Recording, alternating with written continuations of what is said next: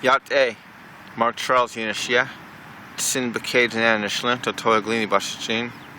Sin Bakadinan Bashache, Dotolachini Bashanella. Hello, my name is Mark Charles. My mother is American, of Dutch heritage, and my father is Navajo. I live with my family in Fort Defiance, Arizona, on the Navajo Reservation.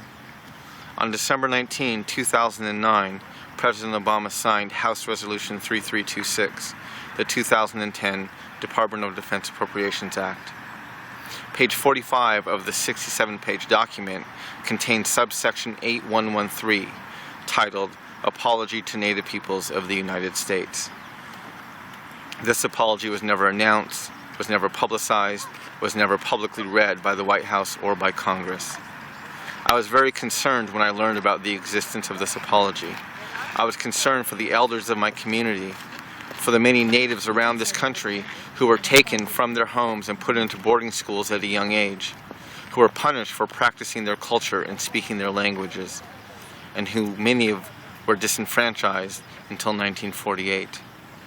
I was concerned because burying an apology in an Appropriations Act was not a respectful or appropriate way to communicate to the indigenous people of this land.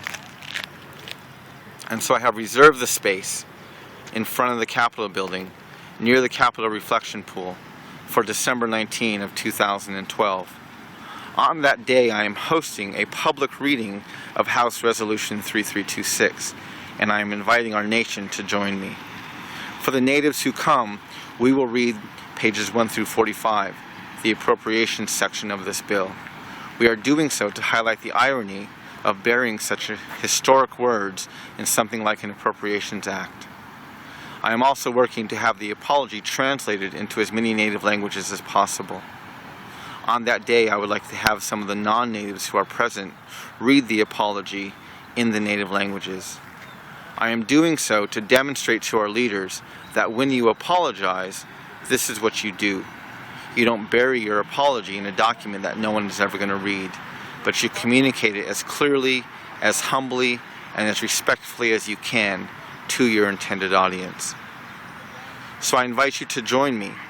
I invite you to travel to Washington, D.C. on December 19, 2012. And I invite you to join this conversation moving our country towards reconciliation that I am trying to initiate.